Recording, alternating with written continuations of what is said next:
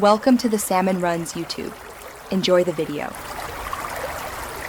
You start by using a verified property in Google Search Console. That's essential. Once inside, export your backlinks report and also pull data from a trusted third-party crawler. Next, scan for clear spam, low-authority domains, and unnatural anchor text. Mark them.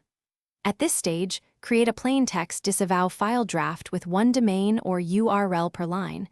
Include comments for your tracking. Make sure to separate exact URLs from whole domain entries so you can refine them in the next step. Now you'll construct a clean UTF-8 text file, use one entry per line, and prefix domain-level removals with domain. You should add short comments with hash to record why you marked each link, because later audits rely on that context. Once done, run a final check. Remove duplicates, ensure there are no wildcards or invalid characters, and confirm you didn't accidentally disavow a high-quality domain. After validating, log into the Disavow Links tool and choose the correct verified property for upload. Upload the TXT file to the Disavow Links tool for that exact verified property.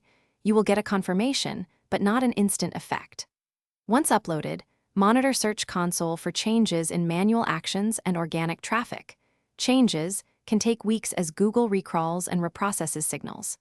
If something goes wrong, immediately revert to an earlier file version, re-audit the flagged domains to rescue any mistaken disavows, and re-upload a corrected file.